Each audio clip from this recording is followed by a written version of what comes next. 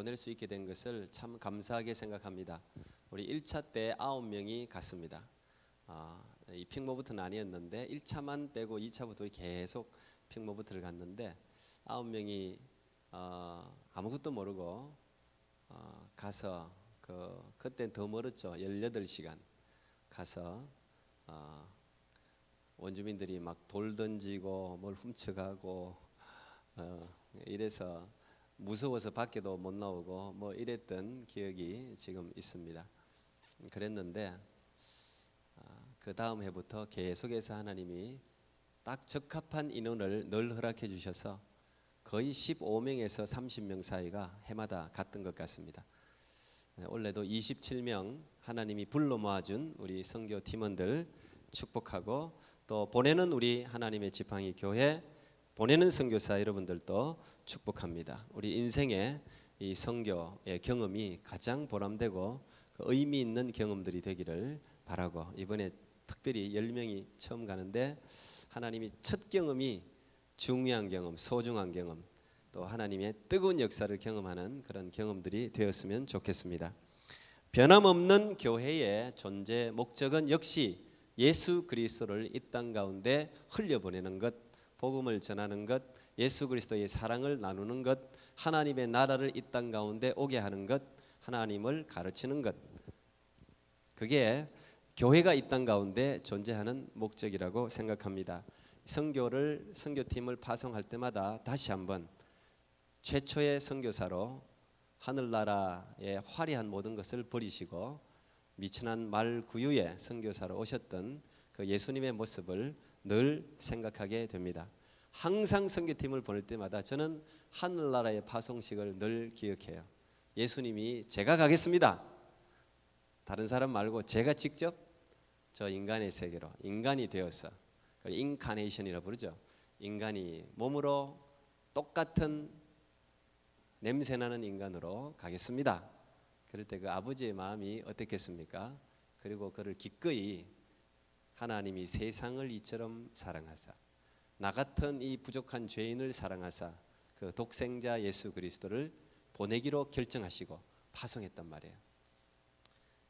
저는 그 아버지의 마음이 보내는 우리의 마음이 되었으면 좋겠고, 그 가고자 결심하고 이 인간의 세계로 십자가의 죽음을 아시면서 오셨던, 세상을 사랑했던 그 예수님의 마음이 우리 모든 선교팀원들의 마음이 되기를 간절히 바랍니다. 우리는 선교를 갈 때 뭔가를 주기 위해서 갑니다. 우리가 뭔가를 얻기 위해서 가는 것은 사실 아닙니다. 가서 뭔가 내가 치유를 받고 또 내가 회복이 되고, 그것도 아주 중요한 이유 중에 하나가 될 수는 있겠지만 우리는 사실 뭔가를 나누어 주기 위해서 가는 것이죠. 그래서 1년 동안 펀드레이징 행사를 하죠. 뭔가 줄 수 있는 걸 우리가 마련하는 거 아니겠어요? 그래서 올해도 여러분들의 협력과 기도 덕분에 펀드가 다 적합하게 다 채워져서 올해도 이렇게 가게 되는데, 그 펀드를 통해서 우리는 차 2대 어제 이제 여러분 보셨을 겁니다. 지금까지 갔던 차 중에 제일 좋은 차 같아요. 보니까 그것도 단골이 돼가지고 좋은 차를 올해 내줬어요. 어쨌든 그 차도 렌트하고 그 안에 이제 물건이 지금 한 차는 벌써 다 찼고요. 이제 마치고 나면 또 물건 실으면 거기에 음식들하고 뭐 대부분 음식들입니다. 음식 싣고 또 그들에게 나눠줄 선물도 싣고 뭐 여러 가지를 가득가득, 정말 뭐 발 디딜 틈이 없이 그냥 내일 3차, 후발 때까지 지금 4차, 운전자만 최소한 8명 가는데 그 차 안에 어쨌든 가득가득 뭔가를 싣고 가요. 다 나눠줄 거예요. 올 때는 그래도 비워서 오니까 참 좋죠. 가면은 밥도 나눠주고 같이 놀아도 주고 옷도 나누어주고, 이 다 이제 나누어줄 옷입니다. 다 선물도 나누어주고 우정도 그들과 함께 나누고 용기도 주고 비전도 나누고, 뭐 어쨌든 우리가 뭔가 가지고 있는 걸 나누기 위해서 이렇게 가는데, 우리가 원주민 선교 가서 그들에게 평생 1년에 한 번도 먹어보지 못했던 맛있는 밥들, 특히 우리 병군사님 그 식당을 늘 해마다 하시는데 그 참 음식을 잘하세요. 음식을 빨리 하면서 맛있게 하는 사람이 잘 없는데 둘 다를 가진 것 같아요. 원주민 선교를 위해서 하나님 주신 재능이죠. 뭐. 원주민 선교를 위해서 그냥 팍팍. 어쨌든 그거 너무 좋아하죠. 우리도 가서 맛있는데 우리 애들은 병무사님 주는 걸 더 좋아해요. 어떻게 보니까 그게 더 맛있다 그래. 엄마도 꽤 잘하는데. 예. 근데 거기 그 먹는 재미도 있어요. 그 참 그 원주민들도 뭐 항상 잘 못 먹다가 그 주간은 잔치입니다. 그래서 광고하고 모여서 어딘가 사라졌다가 식사 때는 다 와. 밥이 참 좋긴 좋은 것 같아요. 식사 때 되면 다 와요. 밥 먹고 사라져도 뭐 상관없는데 어쨌든 다 많이 와요. 그리고 옷 나눠주면 아이들도 다 이렇게 똑같은 거 입었는데 지금 지훈이가 없잖아. 이제 지훈아, 그지? 너 내년에 가면 돼, 알았지? 언제 얼마 안 됐으니까는 내년에 가면 돼. 이렇게 입으면 원주민 애들도 누구는 입고 있고 누구는 안 입고 있으면 와서 달라고, 그냥 옷 달라고. 그래서 작년에 남은 옷까지 지금 다 챙겨갑니다. 어쨌든 거기 가면 전부 우리가 나눠준 옷 다 입고 있어요. 원주민 아이들. 좋아요. 참 우리도 예전에 그랬잖아요. 한국도 다 외부에서 와서 나눠주는 거 다 먹고 입고 살았잖아요. 그러니까 우리가 이제 그런 역할을 하는 거죠.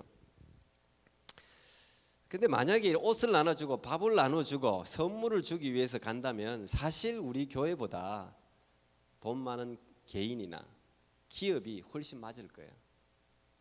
다 돈으로 하는 거니까 가서 나눠, 물론 마음이 있어야 되는 거지만, 그러면 차라리 그런 기업들이 나눠주고 우리는 그냥 산타클로스가 되든지 아니면 구제하는 사람, 그냥 그들에게 뭔가 선물 나눠주는 사람으로 거기에 가는 거예요. 그런데 우리가 파송 예배 때마다 듣는 말은 우리는 그냥 산타클로스가 아니죠. 선물 나눠주기 위해서 가는 건 아니죠. 우리를 예수님의 군사 내지는 예수님의 대사, 엠베스라고 그렇게 부릅니다. 그렇게 부르는 이유는 그런 옷과 밥, 선물만 주기 위해서 가는 게 아니기 때문에 그래요. 뭔가 다른 것을 우리가 한 기업이나 부자들이 나눠줄 수 없는 그 어떤 것을 나눠줄 수 있기 때문에 우리는 그것 때문에 그것 나누려고 해마다 가는 거죠. 주로 한국에서 누가 오거나 하면은 늘 간간히 그런 말을 합니다. 와서 보고 캐나다에 거지들이 많네. 돈을 이렇게 구걸하는 사람들이 많잖아요. 그래서 깜짝 놀래요. 캐나다에도 이렇게 구걸하는 사람들이 많네. 그런 이야기를 종종 제가 많이 들었어요. 굉장히 새삼스러워하는데 제가 늘 대답하죠. 거지 없는 곳은 세상에 한 군데도 없다고. 저도 선진국을 좀 몇 군데 다녀봤는데 다 있어요. 거지들이 모이는 곳이 다 있어요. 거지들이라고 해서 죄송한데 어쨌든 홈레스들 뭐 어쨌든 모이는 곳이 다 있어요. 뭐 미국 제일 많습니다. 거지. 일본 깨끗한 것 같죠? 제가 일본도 가봤는데 일본도 공원에 거지들이 다 모여 있어요. 많아요. 영국, 프랑스 다 거지들이 있습니다. 어디 가도 다 이렇게 그걸 구걸하는 사람들은 다 있어요. 이상한 게 아니에요. 나라마다 다 그럴 수밖에 없는 거예요. 세상 사는 데는 다 그래요. 오늘 보니까 하나님의 영광이 임재하는 예루살렘 성전 앞에도 구걸하는 사람들이 엄청나게 많아요. 성전에 올라가는 사람들한테 돈 좀 얻으려고 전부 다 이렇게 구걸하는 거예요. 그래서 돈 잘 얻을 수 있는 명당 자리 때문에 거지들끼리 얼마나 싸우는지 몰라요. 한국의 서울역에 거기 거린들이 많잖아요. 저도 거기 자러 한번 가본 적이 있어요. 제가 참 어려운 시절이 있었습니다. 예. 근데 거기 자리들이 다 있더라고요. 자리들이 다 있어요. 거기 아무 자리나 잘 수 없어요. 그거 저는 몰랐어요. 깜짝 놀랐어요. 혹시 불쌍한 처지에 처하게 되면 제가 명당 자리를 가르쳐 드리겠습니다. 한국에서 잘 데가 없으면요, 병원 가는 게 최고입니다. 병원은 24시간 항상 오픈돼 있어요. 명절 그 상관없이 다 오픈돼 있어요. 병원에 하루 잘 때 있습니다. 그냥 하는 소리예요. 예. 자, 오늘 베드로와 요한이 정해진 기도 시간에 기도하려고 성전으로 올라가는 이야기가 오늘 읽은 4장 말고 3장에 기록되어져 있어요. 근데 성전으로 올라가는데 거기 역시 거지들이 얼마나 많은지 구걸을 하고 있어요. 근데 그 중에 태어나면서부터 한 번도 걸어본 적이 없는 장애인, 걷지 못한 성경 안전병이라고 나오는데 이 장애인이 이렇게 숙이고 구걸을 지금 하고 있는 거예요. 근데 그날따라 하나님이 베드로와 요한의 마음속에 성령이 역사하셔서 그 거지를 보게 했습니다. 불쌍한 마음이 생기는 거예요. 그 하나님이 주는 마음이. 그래서 그 그린에게 야, 계속 고개를 숙이잖아요. 좀 더 불쌍하게 보이려고. 우리를 봐라 이렇게 이야기를 했습니다. 그러니까 그린은 보라 그러면 그건 뭔가를 큰 걸 주는 거 아니에요. 오늘 손님 잘 만났구나. 오늘 뭔가 좋은 걸 얻을까 보다. 그래서 주목해서 베드로와 요한을 보죠. 그때 베드로가 이렇게 외칩니다. 그게 사도행전 3장 6절 말씀인데 베드로가 이르되 은과 금은 내게 없거니와 내게 있는 것으로 네게 주노니 나사렛 예수 그리스도의 이름으로 일어나 걸으라 이렇게 외쳤습니다.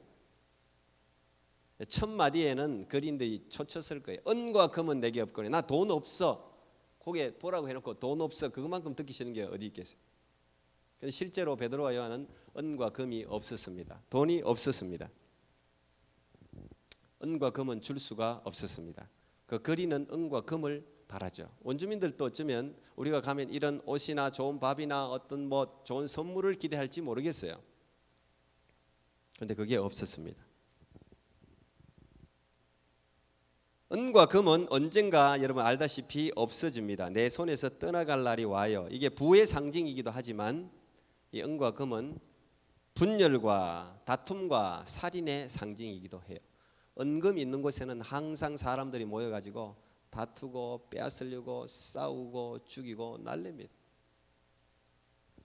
하나님은 그걸 베드로와 요한에게 허락하지 않았어요. 그 대신 내게 있는 것으로 내가 뭔가 있어야 줄 수 있죠. 없는 걸 줄 수는 없잖아. 내가 있는 게 있는데 그게 예수 그리스도의 이름이다 그랬어요. 예수 그리스도의 이름을 네게 준다. 근데 그 예수 그리스도의 이름이 가지고 있는 능력이 일어나 걸으라.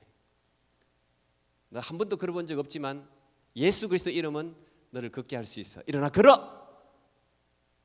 그때 이 안전뱅이가 벌떡 일어나서 다리에 힘을 얻고 한 번도 걸어본 적이 없었지만 기적이 일어났습니다. 그리고 걸으면서 난리가 났습니다. 찬양하고 얼마나 좋았겠어요. 꿈인가 생신가. 그 안전뱅이는 그 동네 사람들이 다 아는 사람이에요. 40년 동안 그 앉아서 그린 행세를 했기 때문에 다 알아요. 근데 이 사람이 걷고 있고 뛰고 있으니까 사람들이 얼마나 놀랐겠습니까? 사람들이 엄청나게 많이 모여들었습니다. 이 안전뱅이를 보려고 엄청나게 많이 모여들었습니다. 그때 자연스럽게 이 베드로가 하나님의 말씀을 전하기 시작했습니다. 사람들이 어떻게 된 일이야? 이게 도대체 어떻게 된 일이야? 이렇게 물으니까 자연스럽게 대답으로 하나님의 말씀을 전하게 된 거예요. 하나님의 말씀은 살아 있습니다. 믿습니까? 하나님의 말씀은 살아 있습니다. 하나님의 말씀은 살아 있기 때문에 우리의 심령을 칼처럼 치료하기도 하고 날카롭게 죄를 지적하기도 하고 놀라운 일들이 일어나요. 하나님의 말씀이 있는 곳에는 그런 일들이 일어나요. 오늘도 베드로가 말씀을 전하는데 오늘 여러분 읽은 본문에 보면 남자만 5천 명이 그 말씀을 듣고 예수님을 믿게 되었다고 기록하고 있어요. 남자만 5천 명이니까 뭐 10,000명 가까이 얼마나 꼭 예수님이 했던 일과 똑같은 일을 베드로가 지금 하고 있는 거예요. 말씀 전하는데 5천 명이 주님께 돌아오는 역사가 일어났습니다. 잔치죠. 그런데 여기에 이 소동을 보고 종교 지도자들이 모입니다. 오늘 보니까 제사장, 성전 맡은 자, 성전 맡은 자는 성전을 지키는 군인들의 경호대장입니다. 경호대장, 사두개인 이런 사람들 전부 종교 지도자예요. 근데 이런 사람들은 다 로마, 그 당시 로마의 압제를 받고 있었는데 로마 정부하고 협력해서 일을 했기 때문에 그들로부터 돈도 받고 지위도 보장받고 정치적으로 경제적으로 안정을 누리는 부를 가지고 있는 사람들이었죠. 그런데 이 사람들은 예수님을 진짜 싫어했어요. 왜? 예수님들의 그들의 잘못, 부정 이걸 막 지적하니까. 그래서 죽였잖아요. 이 사람들이 예수님을 결국은 죽였잖아요. 그런데 십자가에 못 박여 죽였는데 그 예수님의 제자라는 사람이 나타나서 자기들이 죽인 예수님의 부활, 다시 살아난 것, 그 부활을 전한단 말이에요. 그러니까 얼마나 기겁했겠어요. 잘못하면 민중들이 소란을 일으키고 너희들이 왜 예수님을 죽였냐, 이 예수님의 이름으로 이 안전뱅이도 일어나서 걷는 걸 봐라, 예수님이 얼마나 위대하신 분인데 네가 왜 죽였냐 이럴 수 있잖아요. 그러니까 찾아와서는 그들의 위선이 탄로 날까 봐 이 베드로와 요한 예수님의 제자들을 그냥 무조건 감옥에 가둬버렸습니다. 잡아 옥에 넣어버렸습니다. 그리고 자기들 마음대로 재판을 합니다. 예수님도 자기들 멋대로 재판했죠. 참 희한하게도 그때나 지금이나 예수님을 대적하는 데는 원수들끼리도 한편이 돼요. 참 이상하죠. 자기들끼리 잘 못 지내다가 예수님을 핍박하는 데는 한편이 친구가 돼. 헤롯과 빌라도가 그날의 친구가 된 것처럼 똑같아. 오늘날도 희한해요. 다른 종교들은 잘 뭉칠 수 있는데 예수님을 믿는 사람들은 잘 뭉칠 수가 없어요. 똑같아. 오늘도 대제사장 안나스, 가야바, 요한, 알렉산더 및 대제사장의 문중들이 전부 다 그 다음날 다 왔어요. 별일도 아닌 것 같은데 다 모여서 이들이 모이면 뭐가 되냐? 그 당시에 종교적으로는 사형까지 언도할 수 있는 오늘날로 이야기하면 최고의 법정, 대법정, 최고 코트 산헤드린이 구성돼 버리는 거예요. 그러면 그 사람들은 거기서 재판을 딱 하면 끝이에요. 최고의 기관이 소집된 거죠. 이들이 예수님을 처형할 때도 주도했던 인물들 아닙니까? 근데 이 사람들이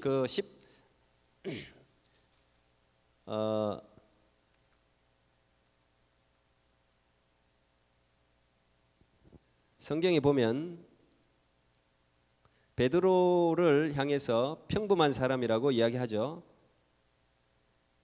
13절에 그죠? 본래 학문 없는 범인, 그러니까 배운 것도 없고 유대 랍비 학교 나온 것도 아니고 별것 없는 어부인데 그렇게 이야기했는데 이런 별것 없는 어부를 재판하려고 그 당시 최고의 법정 70명이 다 모인다는 게 어렵거든요. 다 모였단 말이에요. 왜 모였을까요? 세상은 권력을 가지고 있어요. 총을 가지고 있어요. 칼을 가지고 있어요. 그 앞에 사람들은 세상 사람들은 다 벌벌벌벌 떨죠. 권력 앞에, 부 앞에, 총 앞에, 칼 앞에 다 벌벌 떨잖아요. 그런데 이 사람들이 그걸 가지고 있는데도 오늘 본문을 가만히 살펴보면 오히려 그들이 더 두려워해요. 불안해해요. 예수님의 진리를 무서워해요. 이게 복음을 만난 사람의 능력인데 예수 그리스도를 소유하고 있는 사람은 또 희한하게 그런 권력이나 부나 지위나 총을 무서워하지 않아요. 참 이상해요. 예수 그리스도를 마음속에 소유한 사람은 그런 것에 고개를 숙이지 않아요. 오히려 더 담대해져요. 참 이상해요. 다른 사람들 같으면 산헤드린 공회가 대제사장하고 이런 사람들이 쫙 옷을 길게 입고 반 둥글게 이렇게 쫙 모여가지고 한두 명 세워놓고 그냥 이야기하면 거기에 벌써 위축될 텐데 베드로와 요한은 위축되질 않았어요. 세상은 예수 그리스도를 소유한 사람, 복음의 능력을 가진 사람을 오히려 두려워합니다. 그가 평범한 사람이라 할지라도 그냥 세일즈맨이라 할지라도 복음이 우리 안에 들어가면 그 사람의 가치는 달라지는 거예요. 여러분, 가치가 세상의 지위 때문에 가치가 있어지기도 하지만 아주 평범하게 살아도 예수 그리스도를 소유하게 되면 이 사람의 가치가 달라지는 거예요. 세상 사람들이 나를 대하는 게 달라지는 거예요. 이게 복음이 가지고 있는 능력이에요. 세상을 변화시킬 수 있단 말이에요. 그들이 베드로와 요한을 법정에 세우고 난 후에 그들에게 묻죠. 너 무슨 권세와 누구의 이름으로 이 일을 했냐? 이 병자 안전병이 너 누구의 권세로 이 고쳤냐? 이렇게 묻는 거죠. 그때 베드로가 성령이 충만해서 이야기하기 시작합니다. 그들이 큰 소리 치면 고개를 숙이고 벌벌벌 떨면서 말도 어눌하게 잘 버벅대야 되는데 베드로가 사실 그렇게 용기 있는 친구가 아닌데 오늘 그냥 또박또박 사람들이 그 산헤드린 공회원들이 있는 자리에서 성령이 충만해가지고 당당하게 이야기합니다. 너희가 십자가에 못 박고 하나님이 죽은 자 가운데서 살리신 나사렛 예수 그리스도의 이름으로 이 사람이 건강하게 되어 너희 앞에 섰느니라. 4장 10절 말씀이죠. 성령은요 참 희한하게도 어떤 상황에서도 성령은 역사해요. 하나님이 예수 그리스도 하나님을 전하는 데서는 어떤 상황에서도 성령이 역사해요. 성령이 역사하면 권능이 임해요. 어떤 권능? 복음을 전하는 권능이 임해요.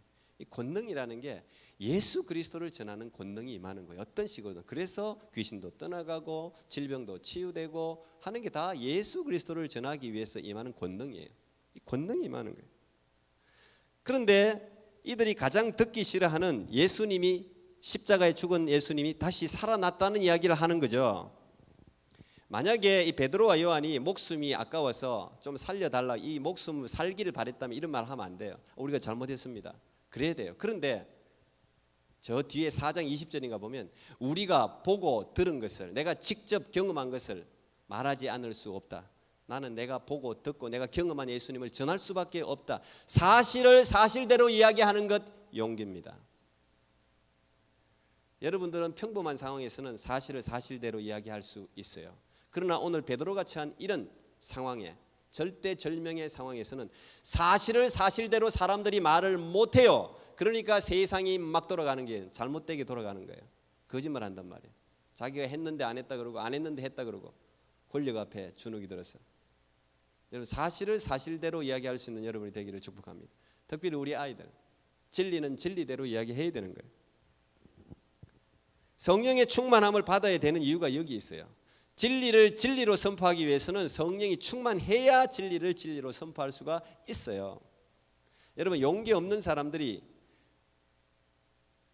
소심한 사람들이, 겁이 많은 사람들이 뭔가 큰 일을 한번 하려면 자기 정신으로 못한단 말이에요. 그래서 술을 마셔요. 그래서 마약을 해요. 그 힘으로 일을 저지른단 말이에요. 그 힘으로. 나쁜 짓 하는 사람도 그런 힘이 많고, 또 뭐 선하게는 여자에게 사랑 고백하는 것도 술 한잔 해야 고백할 수 있고, 뭐 이런 사람들 있잖아요. 술 힘 빌리고 마약 힘 빌리고 종인 거죠. 그게 종이 되는 거죠. 그러잖아요. 근데 예수 믿는 사람은 성령 충만하다는 게 성령의 지배를 받는 거예요. 성령의 능력을 빌리는 거예요. 성령이 충만하면 성령의 능력으로 진리를 말할 수 있단 말이에요. 그래서 하나님이 기뻐하시는 삶을 살아갈 수 있어요. 여러분들이 하나님이 기뻐하시는 삶을 살 수 없습니다. 여러분은 본질상 진노의 자녀고 마음속에 더러운 것들만 가득해서 선을 행할 능력이 없어요. 어느 정도 인간의 윤리, 도덕적인 관점에서 조금 선하게 살 수 있을지는 몰라도 하나님이 기뻐하는 삶을 살 수가 없어요. 하나님이 기뻐하는 행동을 할 수가 없어요. 그래서 성령 충만해야 되는 거예요. 성령 충만하면 할 수 있어요. 그게 가능해져요. 놀라운 일들이 일어날 수 있어요. 죽음의 공포가 사라지고 정직해지고 순결해지고 담대해져요. 하나님이 기뻐하시는 그 삶을 살아갈 수가 있단 말이에요. 오늘 베드로가 그랬습니다. 오늘 이 순간만큼은 베드로는 어부가 아니에요. 하나님의 대사. 오늘 여기 선교 팀원들처럼 하나님의 엠베스, 하나님을 대신하는 사람. 선교팀은 하나님을 대신하는 사람들이에요. 여기 가서 뭐 어쨌든 자기들끼리 장난치다가 뭘 어떻게 사고를 당했다. 그래도 선교하다가 사고 당한 거예요. 그렇죠? 선교로 출발하는 그 순간 우리는 하나님의 대사, 하나님의 지팡이 교회의 또 성도가 되어서 중요한 사명들이 다 있는 거예요. 이게 다. 어쨌든.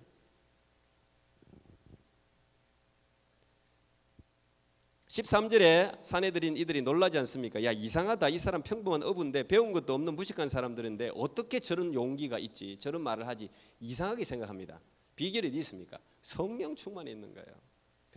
베드로가 막 무서워서 도망간 사람인데 예수님 자기 주인도 모른다고 부인한 베드로인데 어떻게 이런 말을 해요? 성령이 충만하면 한단 말이에요. 성령이 충만하니까 정직한 말을 한단 말이에요.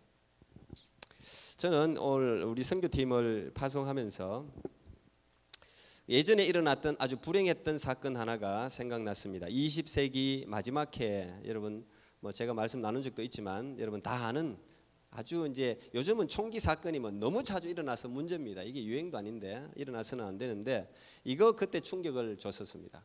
1999년 4월 20일 미국 콜로라도 주의 콜럼바인 고등학교에서 일어났던 총기 사건이었죠. 그때 선생님 포함해서 15명이 죽었습니다.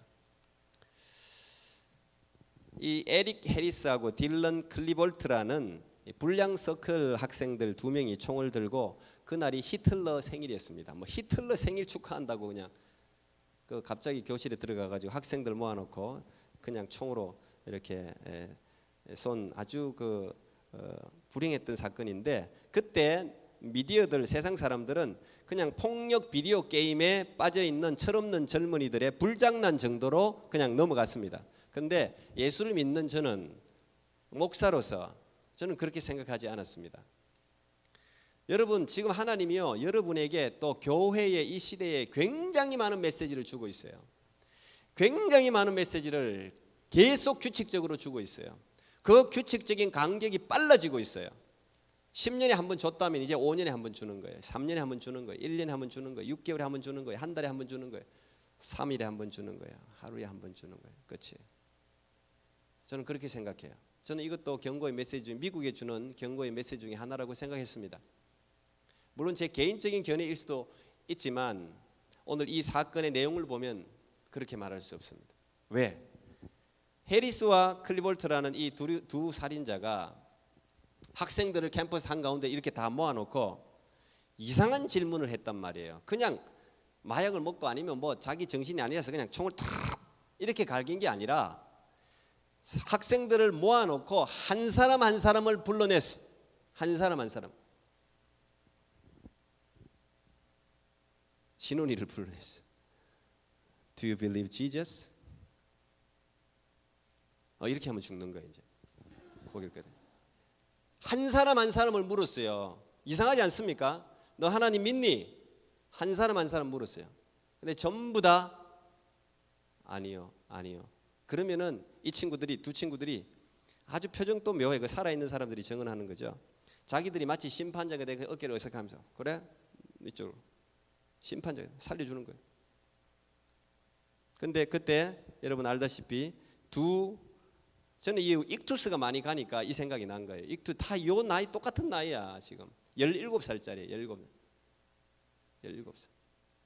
Yes, 17 손 들어봐요. 17. 우리 하림이하고 우리 혜진이하고 너 딱 둘이야. 딱 둘이. 할렐루야. 캐시 버넬과 레이첼 스코트라는 이 두 자매인데 이 두 자매 캐시 버넬 레이첼을 이 두 사람이 불러가지고 똑같이 묻죠. 너 예수님 믿니? 근데 이 레이첼은 요 사건이 일어나기 3주 전에 이 두 학생에게 복음을 전했었어요. 근데 이 두 학생이 안 받아들였죠. 그때 레이첼이 너 계속 하나님이 너와 함께 하니까 계속 생각해봐라고 주문한 적이 있었어요. 이거 나중에 밝혀진 이야기인데 그러니까 레이첼을 특별히 찍어가지고 이제 총을 들고 말이지. 너 진짜 예수 믿어 보자. 너 예수 믿어? 그때 레이첼이 이야기하죠. Yes, yes, I believe in God. Yes. 그때 총을 이놈들이 골탕을 먹이려고 다리에 쏩니다. 총을 두 다리에 쏘았습니다.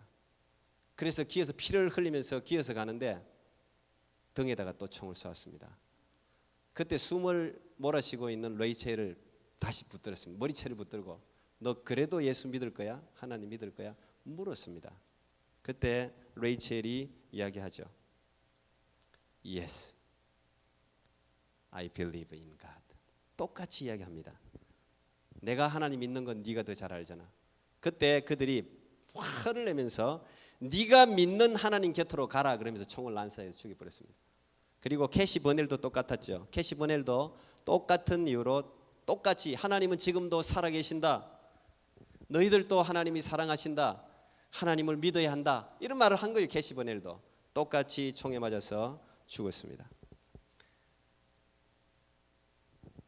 근데 사건은 여기서 끝나지 않았습니다. 언제나 히브리서도 보고 성경을 보면 순교자는 죽어서 이야기하는 거예요. 이게 참 놀라워요. 이 두 사람은 죽었어요. 없어졌어요.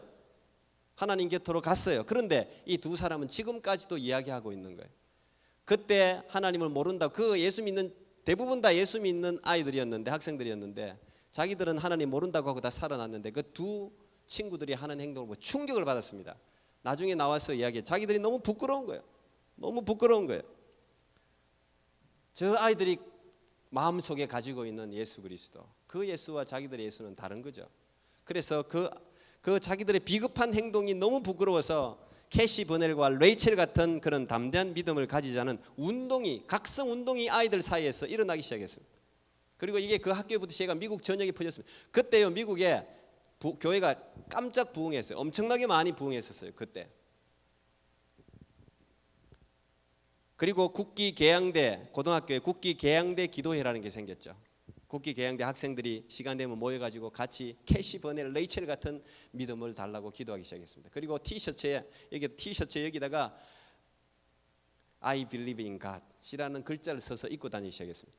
근데 이거는 유행이잖아요. 사실 그런 유행보다는 진짜 각성이 일어나야 되는데 어쨌든 미국에 이런 각성이 일어났는데 더 놀라운 것은 이 장례식 날 사람들은 이 어머니 다 외동딸이기도 하고 이 어머니 얼굴을 어떻게 보나 그랬는데 이 두 어머니가 다 똑같이 그래서 똑같이 캐시 버넬과 레이첼의 어머니들이 너무도 평화로운 얼굴로 너무도 감사한 얼굴로 그 장례식에 와서 사람들이 자기를 위로하는데 오히려 사람들을 위로했습니다.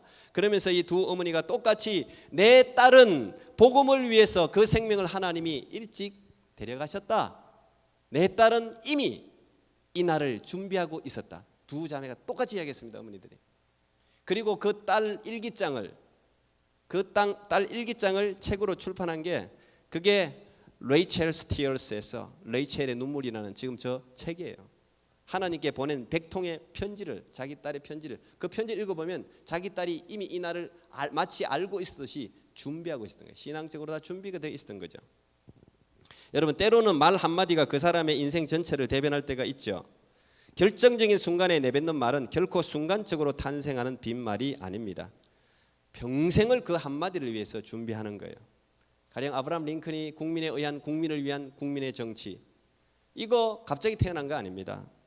마틴 루터 킹이 I have a dream 나에게는 꿈이 있습니다.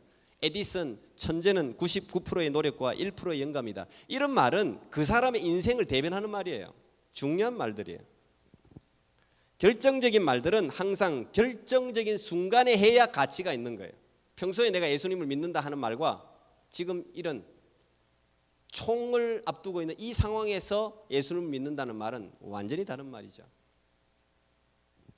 목숨을 걸고 해야 할 말을 해야 하는 순간이 여러분에게도 올 겁니다. 그때는 목숨을 걸고 자기가 믿는 진리를 외칠 수 있는 여러분이 되기를 축복합니다. 그래야 그 말이 역사에 남습니다. 오늘 베드로와 요한도 마찬가지예요. 목숨을 걸고 지금 예수 그리스도를 이야기하고 있는 거예요. 내가 보고 들은 것을 거짓말할 수 없다. 나는 이 예수 그리스도의 십자가의 죽음과 부활을 전할 수밖에 없다고 했기 때문에 오늘 성경에 기록된 것이죠. 저는 우리 선교팀을 파송하면서 저와 우리 선교팀 모두 우리 성도님들도 마찬가지 이런 진리에 확신이 있으면 좋겠어요. 어떤 일이든 확신이 있으면 50%는 이미 성공한 거예요. 확신이 있어야 돼요. 확신, 진리에 대한 확신. 그 진리에 대한 확신으로 가득 차서 또 돌아오는 우리 선교팀이 되기를 축복합니다. 어떻게 구원을 얻었느냐 물으면 나를 위해 십자가에 못 박혀 죽으시고 다시 부활하신 예수 그리스도 그분으로 말미암아 내가 구원을 얻었다고 또 그렇게 전할 수 있는 우리 선교팀들 여러분 모두가 되기를 축복합니다. 기도하겠습니다. 하나님 감사합니다. 오늘 우리 10차 원주민 선교팀을 파송하는 은혜를 주셔서 감사합니다. 하나님 이 부족한 우리를 예수님의 대사로 세워주신 것을 감사합니다. 아버지 하나님 정말 갈 수 있는 건강 주시고 여건 주신 것도 감사합니다. 아버지 하나님 나를 위해 십자가 지시고 죽으시고 다시 사신 이 예수 그리스도 이분을 믿는 믿음의 확신이 우리 가운데 먼저 있게 하시고 이 진리로 말미암아 우리의 영혼이 강건함을 얻고 자유함을 얻어 이 놀라운 진리를 세계 만방에 전하는 하나님의 대사들이 되게 해 주옵소서. 예수님 이름으로 기도하옵나이다. 아멘.